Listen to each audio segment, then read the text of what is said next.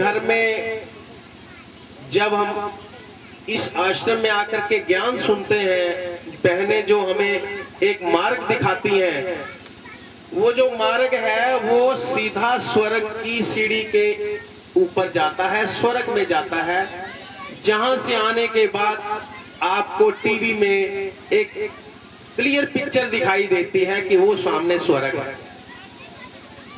ये कोई मैं बोल रहा हूं ऐसा मत समझना है कि कोई थ्योरेटिकल बातें हैं, ये प्रैक्टिकल बातें। ये जितने भी भाई बहन यहाँ बैठे हैं जो आश्रम से संबंध रखते हैं, सभी को सुबह और शाम, दिन और रात स्वर्ग के दर्शन होते हैं और वो सदा ही संपन्न होने जा रहा है। ये सब उसकी कृपा से ही है, उसकी मदद से हो रहा है। यहाँ पर मैं आपको ये बताना चाहता हूं कि जितने भी लोग इस यज्ञ में अश्व मेघ गीता ज्ञान यज्ञ जो परमात्मा शिव ने आकर के रचा है, वो यज्ञ तो आपने देखा होगा कि आहुति डालेंगे, कुछ चीजें डालेंगे, लेकिन ये वास्तविक यज्ञ है जिसमें हम परमात्मा के साथ बैठ करके अपने अवगुणों, विकारों और अशुद्धियों का इसके अंदर दहन करते हैं। दहन करने के बाद अगला जो जन्म है हमारा, वो एक देवी देवता के रूप में प्रकट होता है। जब हम मनुष्य अपने विकारों को, अपनी बुराइयों को इस यज्ञ में स्वाह करेंगे तो नेचुरली हमारा जो जीवन है वो देवता समान बन जाएगा और इस धरती पर प्रत्यक्ष रूप में जो ये शक्लें दिखाई दे रही हैं, ये सब मेरे को देवी देवता दिखाई दे रहे हैं। मैं ऐसा महसूस कर रहा हूं कि ये कोई सभा जो है ये कोई मनुष्यों की सभा नहीं है, ये उस परमात्मा की सभा में बैठे हो आप। ये महसूस करना है कि परमात्मा ने हम सभी के ऊपर एक जिम्मेवारी का ताज रखा हुआ है और हम उस परमात्मा की याद में बैठे हैं, उसके यज्ञ में आहुतियां डाल रहे हैं अपनी बुराइयों की। ऐसा महसूस करोगे तो मैं सोचता हूं 1 घंटे के बाद जो जो व्यक्ति यहां से जाएगा वो उसका चेहरा देवताओं की तरह खिला हुआ होगा और वो व्यक्ति जिस भी गांव में, जिस भी घर में जाएगा, मैं ऐसा महसूस करता हूं जिस भी घर में वो जाएगा वो घर भी क्या बन जाएगा, स्वर्ग बन जाएगा। तो इसी आशा के साथ मैं अपनी वाणी को विराम देता हूं और ये आशा करता हूं कि ये जो भवन बनेगा उसके अंदर जितनी आत्माएं आने वाली हैं और बाबा ने पहले से ही प्रकट की हुई हैं, ये जो स्थान है बीज पुष्पा दादी जी के आदेशों के अनुसार परमात्मा ने उनको जो शक्तियां दी हैं, उन्होंने आगे किरण बहन जी को और बहनों को जो शक्तियां दी हैं, ये उनकी संकल्प शक्ति है। कहते हैं ब्रह्मा ने सृष्टि रची थी संकल्प से, तो ये जो सृष्टि रची जा रही है धीरे धीरे की संकल्प की शक्ति से चल रहा है।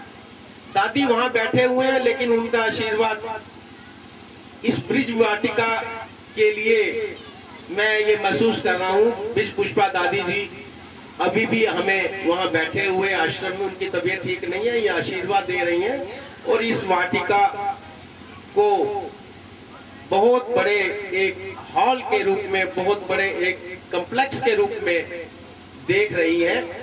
वो जो आशा है सब लोगों की वो शीघ्र ही पूरी होने वाले, जिसका फाउंडेशन स्टोन आज लगने वाला है। मैं उसके लिए उस बाबा से, अपने पिता से ये दुआ करता हूँ, ये जो महल है हमारे इस करनाल जिले व अन्य जिलों के लिए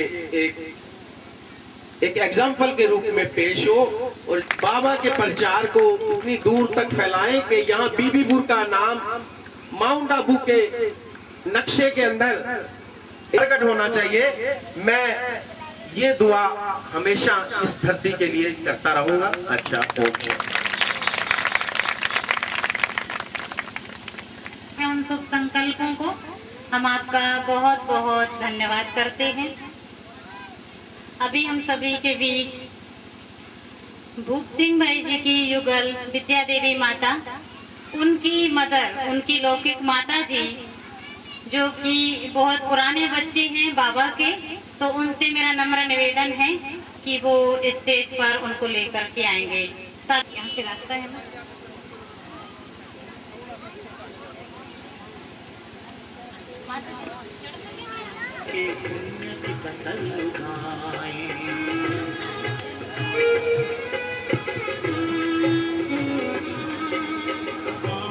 जीवन की जमीन पर ज्ञान का हल हम चला,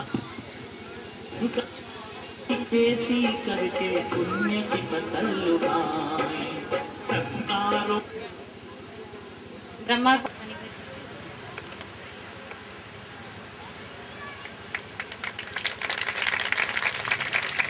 आत्मा का परिचय। अभी ब्रह्मा कुमारी गीता बहन जी, जो रदौर उप सेवा केंद्र की सेवाओं को संभालती हैं, आप महाराष्ट्र से हैं, बचपन से ही आप परमात्मा से जुड़े हुए हैं। अभी हम आपसे सुनेंगे ब्रह्मा कुमारी संस्था का परिचय और परमात्मा का परिचय। ब्रह्मा कुमारी गीता बहन जी। ओम शांति, ओम शांति। तो अभी आपने सुना प्रजापिता ब्रह्मा कुमारी ईश्वरीय विश्वविद्यालय, इस संस्था का नाम है प्रजापिता ब्रह्मा कुमारी और ईश्वरीय विश्वविद्यालय। अब विद्यालय माना क्या माना? विद्यालय में तो पढ़ाई जाती है, लेकिन कौन पढ़ाने वाला है? ईश्वर के द्वारा स्थापित की ये विद्यालय है और ब्रह्मा के तन में आकर के परमात्मा ने 1937 में इस संस्था की स्थापना की और यह संस्था अपना कार्य अभी विश्व में सुख शांति स्थापन करना इसका मुख्य उद्देश्य है। और इस संस्था की मुख्य संचालिका वर्तमान समय में दादी जानकी जी है और मुख्यालय माउंट आबू राजस्थान में है। और यह संस्था 137 देशों में अपना कार्य कर रही है। इस संस्था का मुख्य उद्देश्य है मनुष्य आत्माओं को शिक्षा देना। हम कौन हैं, कहाँ से आए हैं, यहाँ किस लिए हैं और हमारा पिता कौन है और हमें जाना कहाँ है, ये सब बातें यहाँ बताई जाती हैं। तो हम सब मनुष्य आत्माओं के लिए परमात्मा ने जो ये यज्ञ रचा है, तो भगवान जो है वो निराकार ज्योति बिंदु स्वरूप है। तो निराकार होने के नाते ब्रह्मा के तन में आकर के उन्होंने ये ज्ञान दिया। तो अब ब्रह्मा नाम क्यों पड़ गया? प्रजापिता ब्रह्मा, जिनका नाम पहले था दादा लेखराज कृपलानी, तो उनके तन में भगवान की प्रवेशता हुई और ये ज्ञान हम सब मनुष्य आत्माओं को दिया। तो ये ज्ञान यहाँ जाति भेद भाव ये नहीं देखा जाता। यहाँ मनुष्य आत्माओं के जीवन में सुख शांति कैसे आए ये ज्ञान दिया जाता है।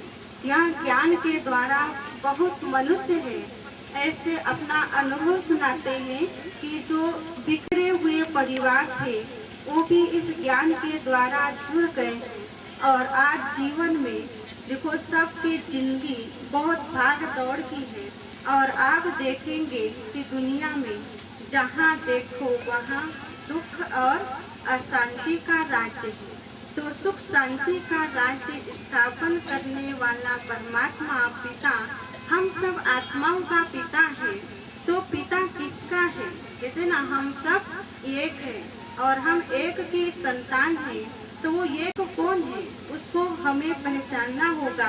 कहेंगे क्या कि आप कौन है, तो सब अपना अपना शरीर का परिचय दे देते, लेकिन हम एक देह नहीं, लेकिन हम एक आत्मा है जो इस शरीर रूपी गाड़ी को चलाती है। तो इस शरीर रूपी गाड़ी को चलाने वाली आत्मा है।